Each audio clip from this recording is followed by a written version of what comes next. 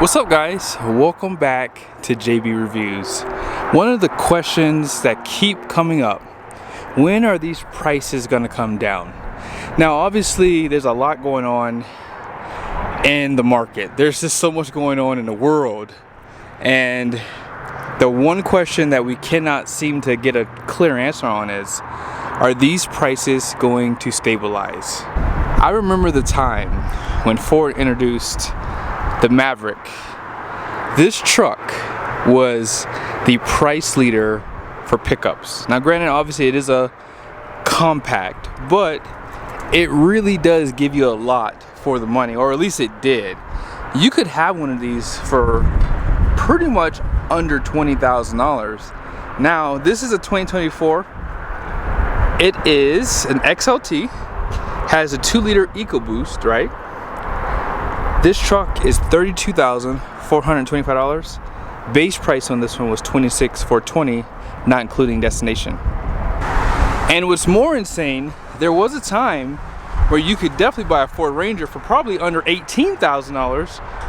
And this is probably years and years and years ago, but now today's Ford Ranger can cost upwards of this, 51 G's. And if you get a Raptor, my lord, those things are like 60 grand. And some dealers are still marking them up 5 grand over. Remember the Lightning? Oh man, look at this truck here. I haven't even done a Lightning video for 2025. Is this 2025? It is. This truck, when it got introduced, you can get one of these pretty cheap. But now, unfortunately, here's where they are. We won't talk about half tons and Super Duties because obviously, yeah, there's that. Now let's talk about this. When did the prices just get really out of control? You know, I had a chance. I don't normally have a lot of time, but I had some time to really take a moment. And with that time, I used it to go back in time, look at some of the older trucks from like what, 2015, 2016. And I was actually shocked by the prices. Now, I'm not saying that pricing is not bad today, because it is, right? Pricing today is pretty bad. But what are used trucks going for today? Have they gone down to where you could buy a 2015, 2016 for under $20,000 with decent miles on it? Let's see. So you guys can see up here, I have in lowest price first. And it only takes it a few moments to really show you the first trucks, but here they are. So you guys will see $25,000 is pretty much the cheapest truck out there. Now this is just an XL work truck, has 116,000 miles, single cab, and it's a gas. That truck is 25 grand, and it's basically, what is that? That's 7 years old, 7-year-old truck. Here's a 2016, 100K. This looks to be a gas truck too. Let's just click on it real quickly, just to make sure I'm telling you correctly. Now this truck, remember back in this time, these trucks had no frills, and it still had the old cabs from the 90s, right? This is a gas, so it's a 6.2. And they're saying this truck is still worth $26,950. Now, I don't know if they're going to show this has an auto check. What I'll do is I want to find a window sticker for you guys so you can see some of the pricing. So I'll probably have to pull one for like an XLT from 2016 on. So just give me 1 second. That didn't take long. I found a truck pretty quickly. Now this does have a window sticker. So this is a 2016 F350 XLT, has 130,000 miles rounded off, has the diesel. And let's take a quick peek at these photos. So this is a nice truck. Has a fender flares. I would actually buy a truck like this for sure. This is really nice. Long bed, decent wheel. Although these tires, I've never heard of this tired manufacturer before. But yeah, overall, it's actually a really clean truck. I mean, it is a work truck, so you having this lighter interior is never a good idea if you plan on using it for work. But overall, this is not a bad spec pickup. Now they have it priced at $31,004. Now here is something to consider. This truck has been in an accident on the front end. Is this 2 accidents? 9.4 and the 9.18. Looks like this truck might have been in 2 accidents. I don't know if that's the case, but it's had one owner, so that's nice. But here is the original window sticker. This truck, back in 2016, this is an XLT work truck. Now granted, it does have a diesel. It does have a long bed.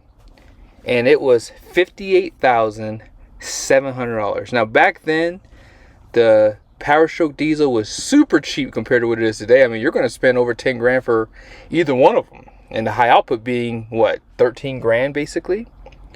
XLT value package was $1345. Gave you the fog lights, LCD productivity screen. So funny.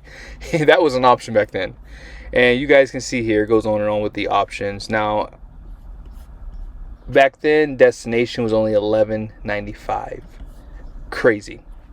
Now, obviously, I could sit and show you plenty of examples of truck pricing online, showing you new versus used, you know, all that stuff. But the reality is this: if you are one of those people who would like to see prices come down, right?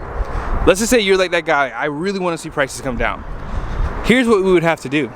I said this in another video. We, the people of America, would have to pool our money together and start our own automotive company. You know why? In doing so, we would give the manufacturers competition, and where we could win is pricing. We could have set pricing, and we could come in a lot lower. We wouldn't have any bureaucrats, none of that crap. We could do it better.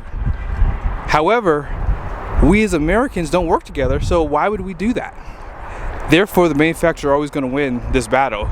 The other option would be, and this one's even unpopular than the one I just said, and that was very unpopular. The other option would be no more financing. I know I just spoke in Spanish just now, so let me say it in English just in case you missed it. We would have to stop financing cars. Yes, that is the only way we're going to fix this problem. And I know that that is just insane. Now, some people are going to say, well, we can just stop buying them. And yeah, you're right, we could do that. But sometimes if someone totals a car, right? If I were to total my truck tomorrow, and I decided in order for me to get my next one, whatever I get from my insurance money and whatever I have laying around, that's what I use to buy my car. That is truly the way to do it, because some people need to buy cars. Sometimes if your car goes down and you're not willing to put money into it anymore, then you need to buy something. So that doesn't work for every American. Someone crashes a car every year and it gets totaled out. So to say stop buying cars is silly. Now, again, I know that my first point, you know, starting our own car company, that's insanity. This is even more insane for some people. Some people are gonna be like, there's just no way. And there is a way. There just means you just won't be able to get what you want. You're gonna have to buy something in your price point, right? Like over here, for example, here is a Chevy Colorado Trail Boss. That truck is a ZR2, has the 35s. Let's go look at the pricing on this thing. See that? $65,419. Now this over here, this is like a base one here. This is a work truck. You can pretty much tell they want just under $40,000. Do you see my point? From $38,000, well, really, let's go off of the base price. That's base. Now this does have four-wheel drive, so just keep that in mind. But yeah, $35,200 all the way up to $65,000. Tell me that financing has not just absolutely destroyed pricing. The only reason why that truck exists is because someone can finance it. And that is truly the reason why everything is so expensive. Let's just go back in time. When was the other boom in the market? Obviously we can go into 2000, but before the 2000s, when was the other boom? I would say probably somewhere in the 80s, right? When they lowered interest rates, that really blew up the market. See, there was a time when a good interest rate was 10, 11%, 13%. That was a good interest rate. And that's because the price of a home was only like 100 grand, which was an average price for, you know, those home buyers out there. But today, how much are homes starting out? $500,000. I mean, if you're in California, I mean, you're in a whole nother area code at that point. I mean, when it comes down to pricing. But again, the reality is financing is the cause of this. Back in the 2000s, remember, they offered 0%. 0%. And did people go out and just go finance the car? Absolutely they did. You know why? Because in their mind, they weren't paying interest. I'm not paying interest, so it makes sense. I can just go and finance it. And I bet you people still got their car repoed, which is sad. But yeah, if we want to see a big change in our country, what we have to do is we have to stop financing. Now, as a business owner, I won't stop financing, but if I did buy a car in my personal name, I would probably be more inclined to just paying cash. So all I could afford at that point would be the Chevy Trax. How much is this? 20,000? Golly, I have no clue how much these smaller cars cost. Almost 30 grand for this, man. For some people, this is out of reach.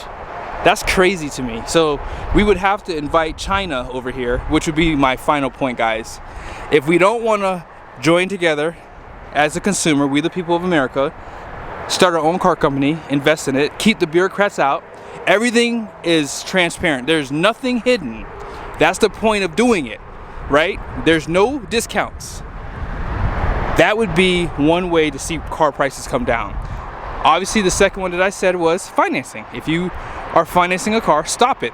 That would help 100%. Lastly, we would have to bring in another competitor to compete with these automakers. I mean, I'm not for that last one, but I know that that would work because it happened back in the 70s and 80s. When Toyota came over here, boy, they was cleaning house because they had lit a fire that wasn't there before. And that fire needs to come back. Hope you guys liked the video. Let me know your guys' thoughts in the comment section below. See you guys soon.